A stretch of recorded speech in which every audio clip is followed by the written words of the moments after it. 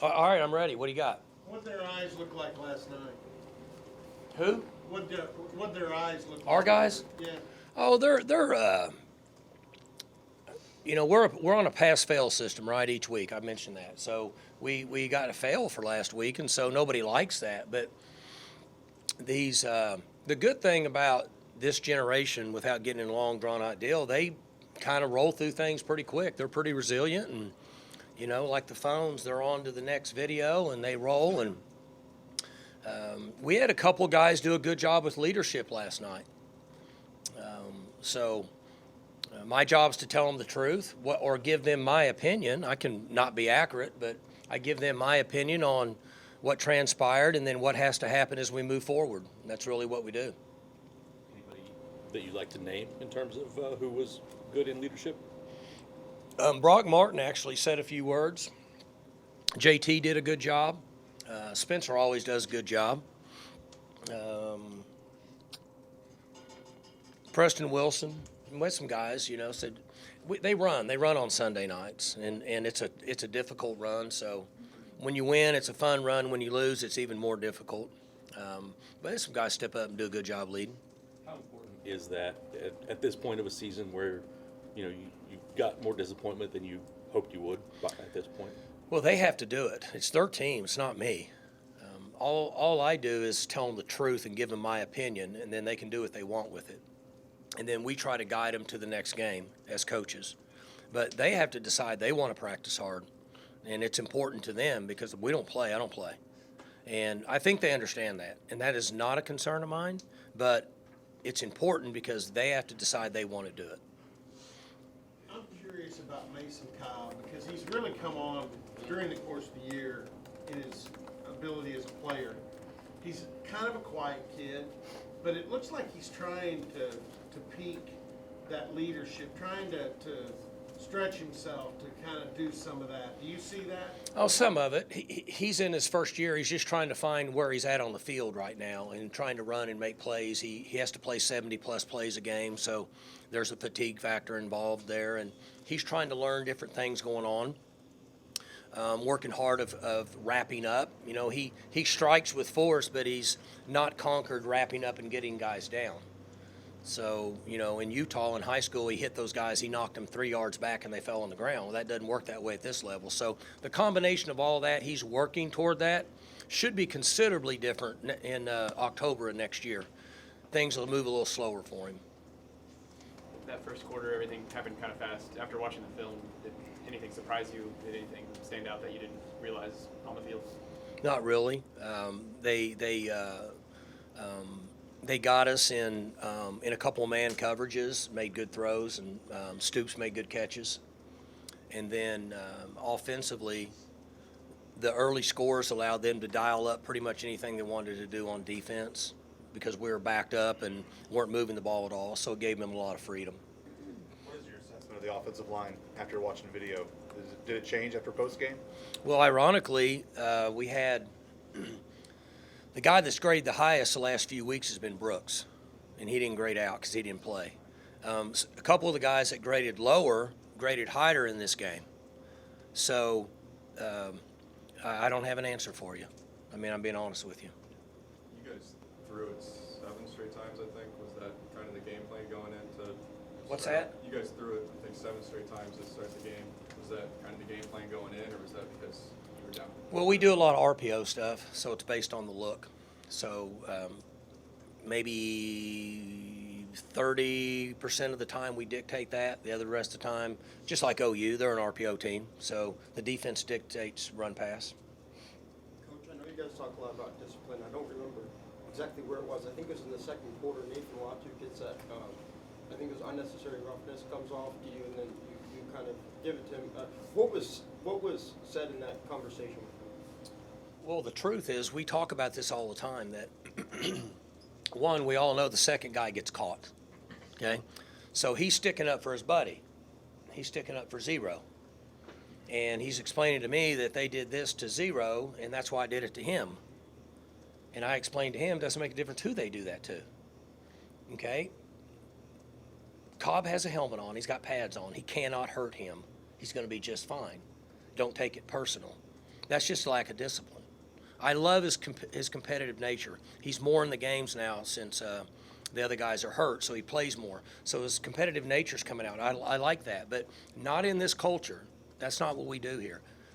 They're going to snap the ball again. You get a chance to go fire away at him and have all the fun you want. And I just told him that, and he said, yes, sir, I apologize. I said, don't apologize to me. You need to apologize to the guy on the field that walked down 15 yards, your defense. I just want you to keep your composure and play real football. All the sideshow stuff, I'm not much for it. How has he played since he's kind of? He's played pretty good. He's learning, and sometimes he'll get banged around a little bit, but he's active and he's competitive. He'll fight. Like we need fighters. We need guys who want to fight. He fights, so he'll be fine. When Jacob asked about the offensive line, he said, "I don't have an answer for you." Does that make it more frustrating that this late in the year, it's hard to tell who's going to play well, who's not going to play well? They're just inconsistent in areas. That's all I was saying.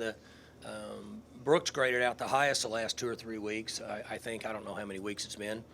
And then a couple of the guys that didn't graded out, they graded out better in this game. So we need them to all come together. We need them to all play well and function. And as you know, we need to be able to rush the ball a little bit. And it'd be nice if we can get Dominic back at some point. To put them all together. Let's get them all out there and let them go and go play.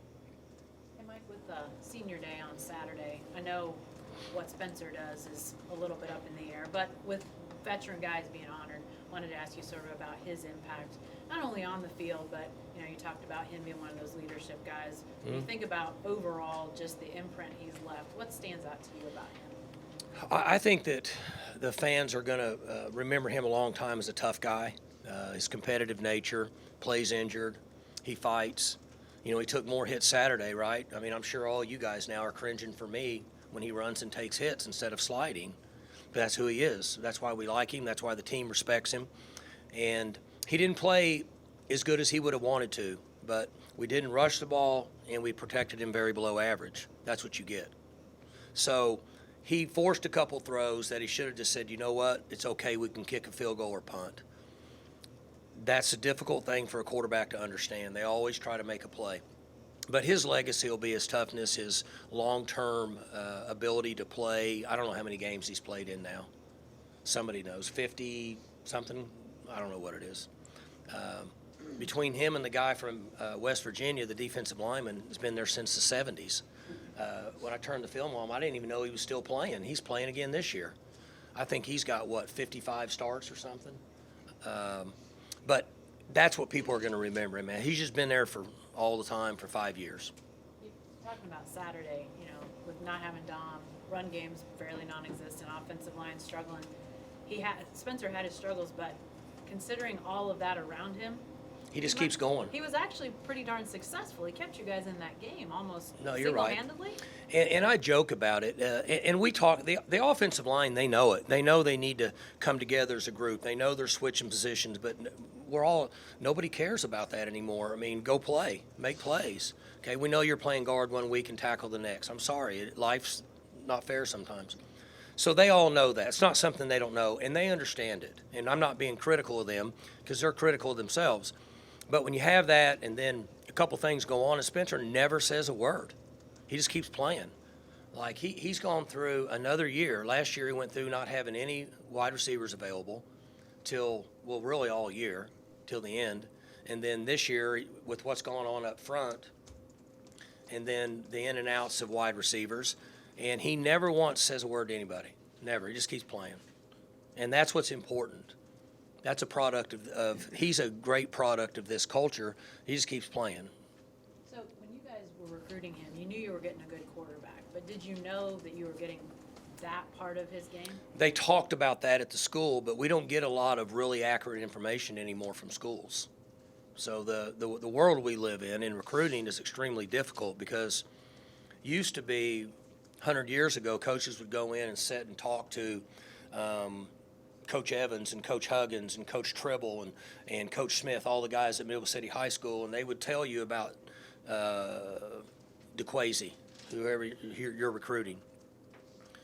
Now you don't get really good, accurate information, so you have to dig deeper. But the guys that coached him down there had been around a long time in Texas. And so we got some quality information, and one of the things that they said about him was if it was his choice, he would play safety and quarterback every game. And so that is a pretty good example of what we got. When you talk about not getting accurate information, what do you think that is? Is it coaches just not telling the full truth or what? Oh, I think we live in a society where people, teachers, coaches, parents, administrators can't really talk about things that may potentially say something that's not good about a kid, or they ended up potentially in a lawsuit or out of a job. Can't tell the truth anymore. The only person that does it's me in these media deals. Here's another I mean, aspect you can't of do it. it. I mean, you go in to see Joe Blow over here at some high school 6A powerhouse in Tennessee, and you go in there and the coach says, "Yeah, this guy's a good player and all that, but you know he ain't very tough, and I don't know if he really likes football. I know everybody's recruiting him, and then that gets out, quarterback club might can him." But that's something for you as a coach that you probably like. You like coaches being honest. I got to have good quality information. So we want to be able to go out and recruit the men that fit in this culture, but we need good quality information. It's difficult to find that information nowadays because of counselors, teachers, principals, coaches' fear of somebody in the local neighborhood might find out I said something that might not be as appealing about a young man, and instead of just promoting and selling him. That's just a fact. We have to do a better job of recruiting, digging into details. But I was giving her an example with Spencer. When the coaches told me he wanted to play free safety and quarterback, that gave me a pretty good indication he's a tough guy. Besides that, Mike, they limit the number of availabilities you, your assistants have with the kids and their family. You know, it's kids can fool you if it's only 2 or 3 times they meet you. But you know, back in the old days where you were able to go in every week and spend some time, at least your assistants were. You want me to give you another Mike Gundy prediction that'll come true? Yeah. I hit him all the time. The college football is going to turn into the NFL. You're going to have a scouting service just like they do in the NFL. So our group, Todd Bradford and all of our people that work for him, are going to be like the NFL someday, where they're on the road and watching games live. They can go watch a young man 5 times. That's where you learn about him, right? Yes. You don't learn about him. We got all the video in the world. I can pull up every game that was played last Friday You night. see what they're like on the sidelines or between Right. plays. Yeah. Right. So the NFL does that. They invest millions and millions and millions of dollars into a young man, and they still miss sometimes. But they're here all the time watching games live. I don't know if the fans know that, but NFL scouts go watch college games live, and then they watch them practice. So they try to get a good idea before they invest $25 million in a kid. Eventually, college staffs are going to have a recruiting staff that goes out and watches guys play, in my opinion. Then it will also allow the assistant coaches to be with the current team that they're coaching and helping tutor academically and athletically during the season, which is where they should be, instead of out on the road recruiting on Thursday and Friday nights. Because these are like our own kids, and we should be with them all the time, not leaving them at home. So eventually that's going to happen, and then you guys can say I told you that in 3 or 4 years. But they'll happen eventually, because we're already paying these recruiting staffs now. What's the difference? And they're unlimited, right? There's some SEC schools that have 20 to 25 guys on their recruiting staff. How much of that has been talked about among you guys? Very little, but I'll be honest with you. You guys probably have meetings where you get together as staff. These meetings I go to, when there's 10 or 12 people in a room, I don't even listen because nobody's paying attention. And most things that we do are decided by presidents, a committee of university presidents and athletic committee. Coaches really don't have much say-so in any of that. They say we do, but we don't really have much say-so. But I think that's where it's going to go, because it's such an expensive side of it, Barry. These recruiting staffs that some of these schools have is expensive. I'm talking about multi-million-dollar a year investments. So they might as well be out recruiting and then bring that information back to the staff. And then when the season's over, the staff can go out and talk to these kids face-to-face and talk to their parents. But we don't really have time to go watch them play. So we have to trust the 5 or 6 people that are out and get their opinion and then move forward. I think that's eventually what's going to happen. Do you remember a few years ago, Southern Miss hired one full-time staffer. He used all the availabilities. He was out every and day. he was out all the time. He never coached the team. He just went out on the road looking for players. Right. That's what I'm talking about. That sounds actually pretty beneficial, doesn't it? I mean, that's. Both ways. People aren't comfortable with the college game becoming more like the pro game for a lot of reasons. And I get it.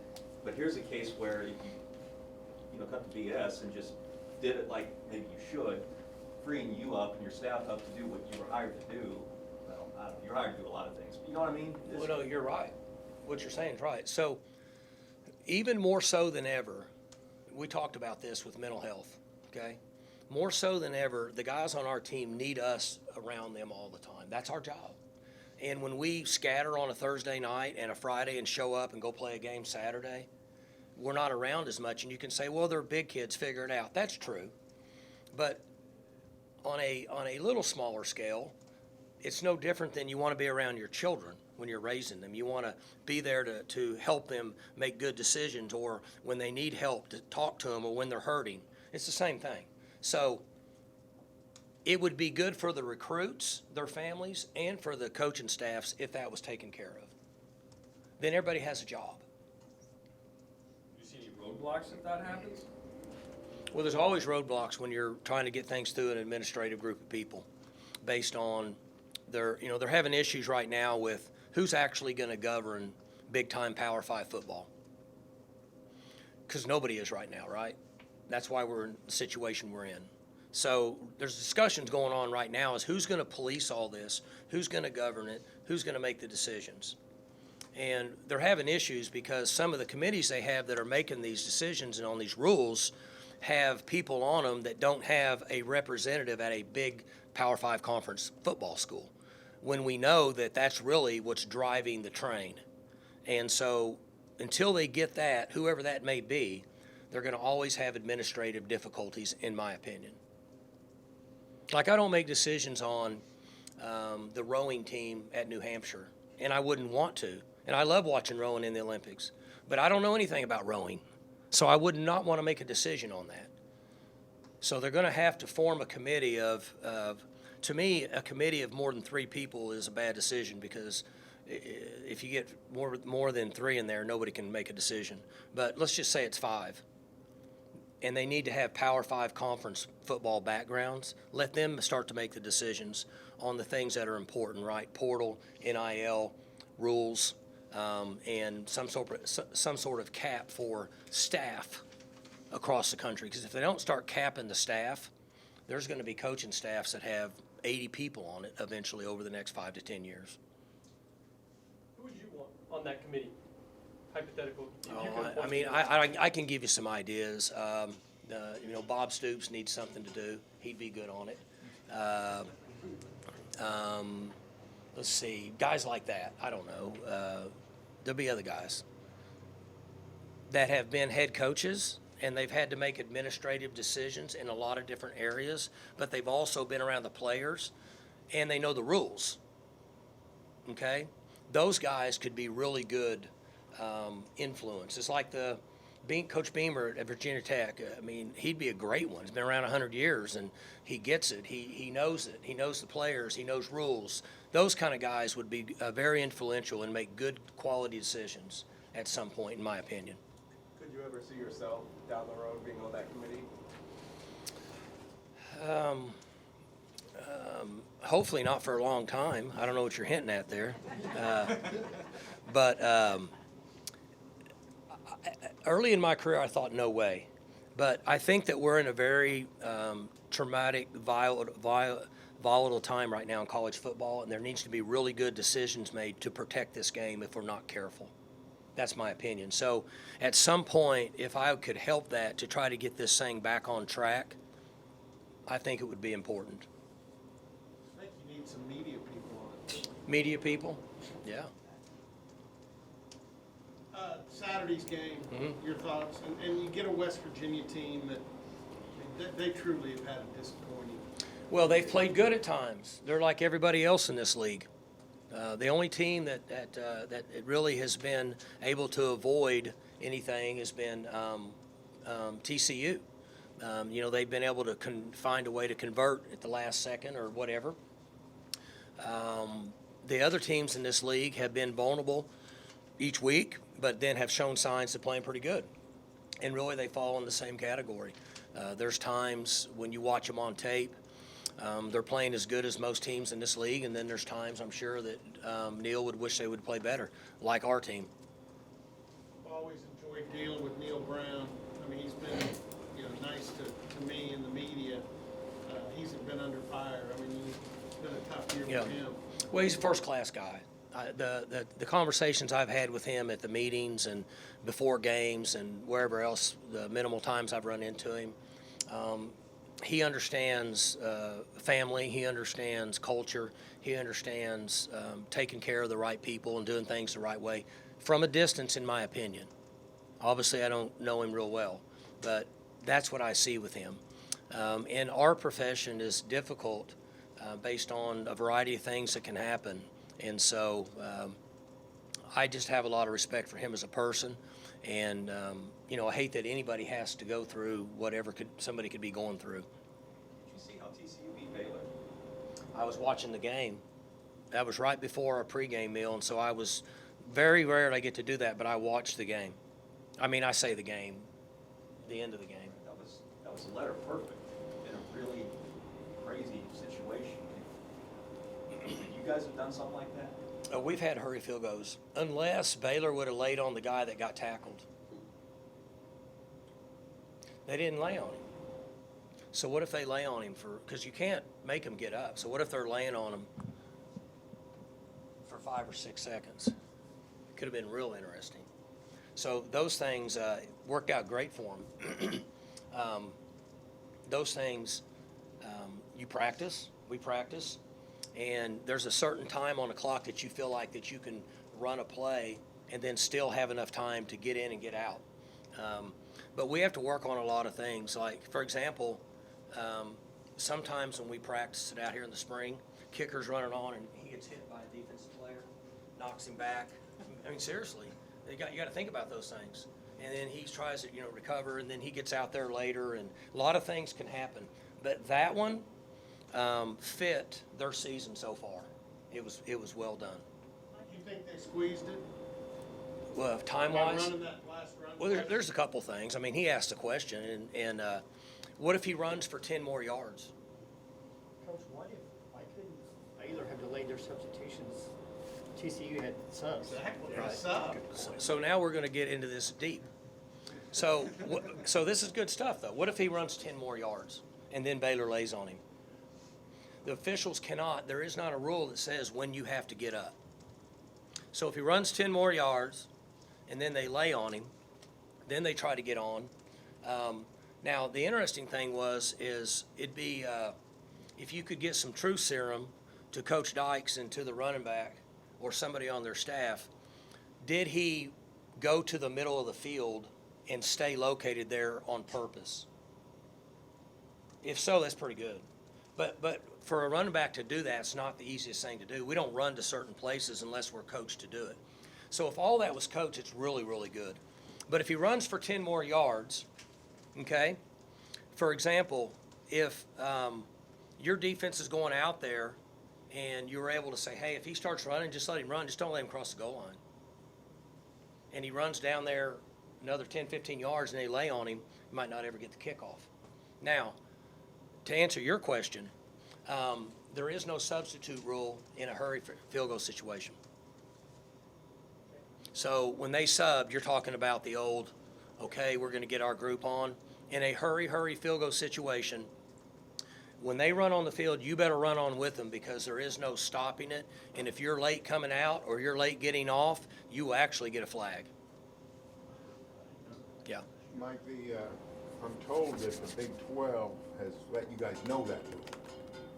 Greg Burks and those guys.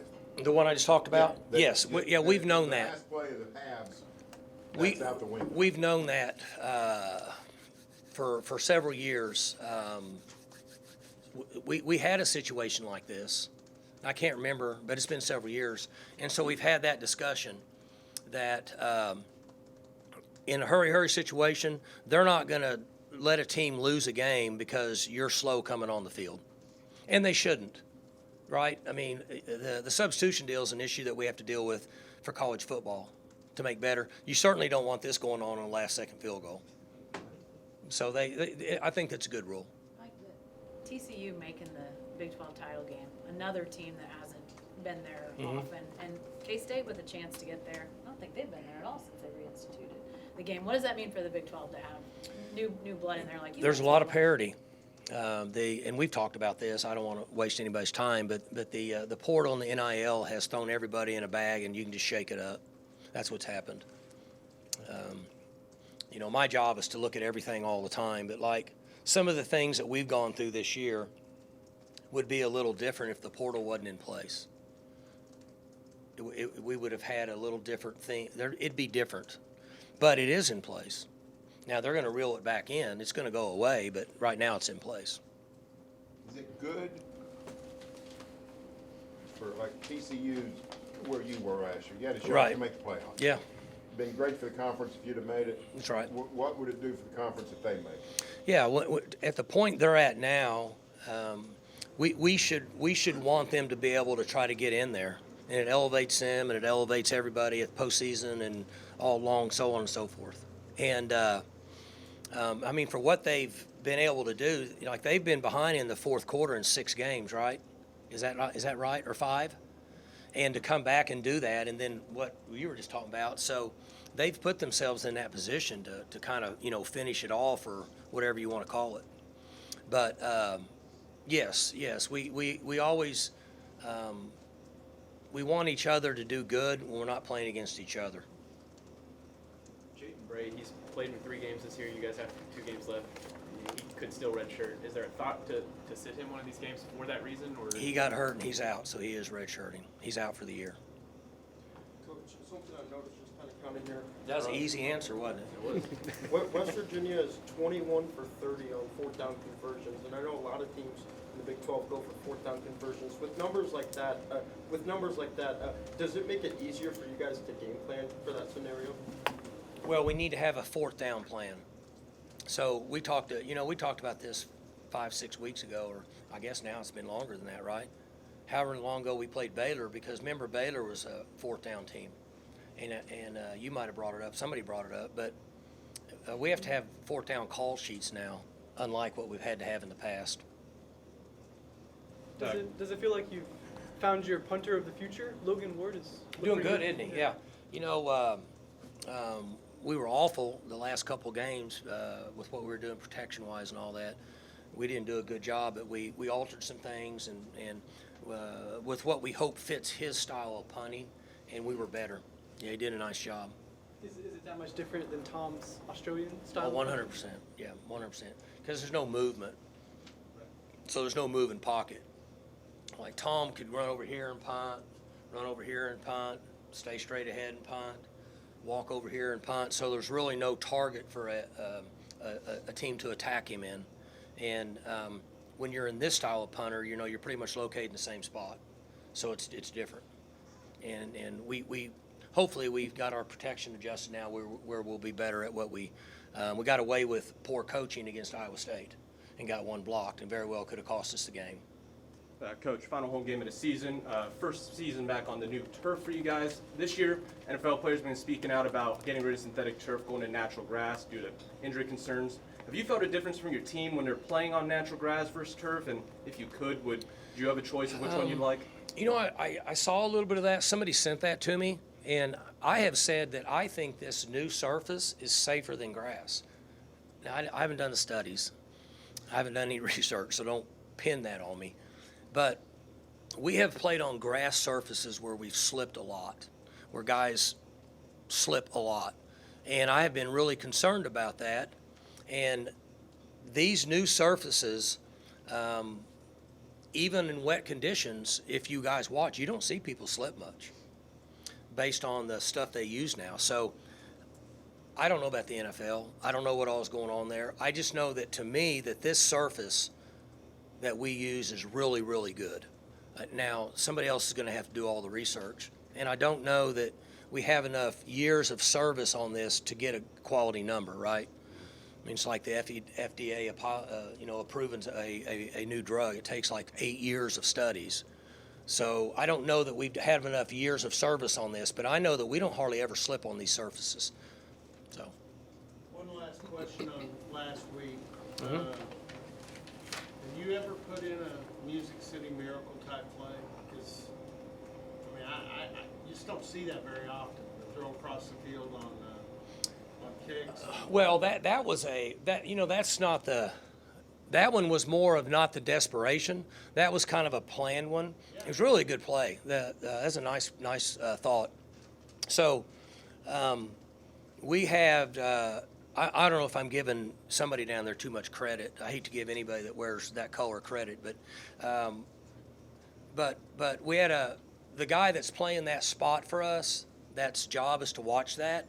That's the fourth guy that's played that spot this year, and he's new, and so somebody might have figured that out, and then he was bending too much, and he has to have vision over there, and so if they figured that out and realized it was somebody new and all that, then credit to them. That's a smart play. Now, we see that play quite a bit where the guy goes and lays down in the end zone, or fades off to the sideline and tries to hide. But they brought him over almost in a return mode to about the middle of the field. We still should have known, like the guy running down. If it would have been the guy that it normally is, I think he would have seen it because he's aware of that. But new guys, they don't figure that out. And so it was a nice play, well designed. Get inside a coach's head. Tell me why you use that play when you're up 28-3. Seemed like you'd save that for a time when you needed it a little bit more. Just because of what I said, the next team might not provide them that opportunity. So, and they practiced it, and they felt like that the guy that we had checking the backside, they're like, hey, this guy's just started playing. I mean, he's, maybe we can get this. And he was bending on the play without having vision of his leverage. And so they might feel like, I don't know, who do they play this week?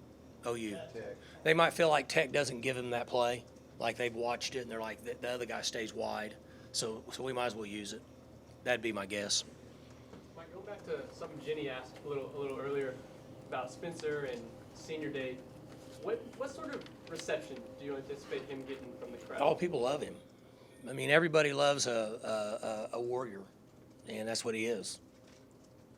I mean, he's a gladiator, and people like that, and they'll be excited, but sad to see him leave. Another one of your seniors is Tanner Brown. Mhm. I know he was a guy that, from what I understand, you guys basically brought him here to be a kickoff specialist. I don't even think he kicked field goals at UNLV the year before he I came. mean, he really brought himself. We didn't even have, he and Whedon, it worked out good. But he kind of brought himself and, has developed into being a really, really good player. Is it impressive to see a guy Yeah. have that kind of Those guys, I tell you all the time, they train themselves. Like they'll video themselves and send it off to somebody that's a kicking specialist, and I don't know how they do all this stuff, but they all take care of themselves. They live in their own little world. And Hembro, I think Hembro's going to play in the pros as a snapper. And it's the snappers and the punters hold for the kickers, and then the kickers are the backup punters, and they're all his buddies. There's like 6 of them. They travel around together, and they're all buddies. And Tanner's come in here, and we did not know what we had when he came here, as far as kicking. Mike, we've been talking about your offense, what you can do this year, and Mhm. all the situations that have occurred. But long term, what can you do for your offense? Because you've been on a sort of a gradual decline the last 2 or 3 years. What can you do to get your offense back where it was? Yeah, we're. I got a lot of notes in my office, and there's a couple things that maybe we need to do differently than what we've done over the last 15 years schematically, but not a lot. Most offenses, as we know, are going to live and die with your quarterback. And then secondly, they're going to live and die with a game breaker at wideout and running back. Then the guys up front, unless you're like OU's offensive line is pretty good. I mean, they're good. I don't think they're where they were a couple years ago. All those guys now are playing in the pros, but they're pretty dang good, okay? A lot of the other schools, if your linemen will cover guys up and they'll fight and they'll be tough guys, and you have a quarterback that can make a play and then a skill kid and a running back, you're going to have good offensive numbers. And we've not had that luxury outside consistently all year and in the backfield also. And that's one of the contributing factors. So the answer to your question would be, schematically, we can do a couple things differently, but we don't need to do a lot. And we certainly don't want to panic. We just need to get back into the flow. But we're going through, this is a couple years now where we've just not been able to put it together, up until this point. And then, we go out in the Fiesta Bowl and, we run 600 yards of offense on Notre Dame. I mean, so it's been, to say the least, a little inconsistent for me also. But we have some answers, yes. Stay tuned at November of next year. Hey, you mentioned Matt Hembrow, kid from Illinois, did you bring him here as a long snapper? Did he develop into a long snapper? He came on his own. Those guys are aware that they can come here and walk on, and if they end up doing it, they get put on scholarship and shows up on his. I mean, we knew that he was a good player, but not like that. I mean, we didn't. It's hard to know when you have a young kid that he's going to be like that good. Like, he's really good. What's he done to get really good? I don't know. You'd have to ask him, and it'd be good to ask him. That'd be a good story. He's a great kid, and I'd like to know. I've never asked him. I didn't want to mess him up, but they do it on their own. Robert's kid did it. Zach did it. I don't know how they do all that, and they train, and people watch them. They send a video to some guy in Dallas that teaches deep snappers, and they have their routines and what they do. Now, I will say this for him, bro. He developed himself with Coach Glass big time. Changed his body completely, which obviously has helped him a lot. You say you've brought these special teams guys, or they kind of come in on their own. Have you changed how you recruit those guys over the last couple of years? Well, we recruit a certain number of scholarships for those three positions, and in most cases, it's when one goes out, we'll bring one in. We don't recruit them every year. Because most years, you're going to finish the year with your deep snapper, your punter, and your kicker. Now, this year, we haven't had much luck with injuries, and we even got our punter hurt, which is pretty rare. But you can't stack those guys up. Well, I guess you can, but we don't stack them up numbers-wise, because if they're not kicking or punting or deep snapping, most time they're not on the field. So it's not a good numbers game. You know what I'm saying? At the same time, you got to be. You can't just hope Tanner Brown shows up. You got to go identify. We like to have an idea. Walk-ons, right? Yeah. So like last year, I think he's at another school. I don't think anybody cares anymore. We don't even have an NCAA rules. The kid, young man down at Marlowe, didn't he go to Iowa State? Yeah. We were trying to get him to walk on here. Like we go after those guys to promote, to show them what we have and all that, and he ended up going to Iowa State. I think they scholarshiped him, but we were trying really hard. He was a quarterback, a really good basketball player, good athlete, good mom and daddy, good people. We thought he'd be good for our culture, and then I think they scholarshiped him. In the spirit of Thanksgiving, what is your favorite side dish for Thursday? I'm a big, Thanksgiving I like to do the side stuff. I don't like to eat all the turkey and ham and waste my time. So like the green bean casserole, any kind of potatoes. My sister does good sweet casserole, sweet potato casserole. Oh, that's good, I love that. Good. With or without She does marshmallows, yeah. Hold on, I got some good stuff here.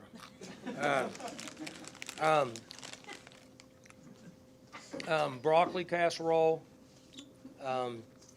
My sister's girls are health nuts, so they do like fruit and all that stuff.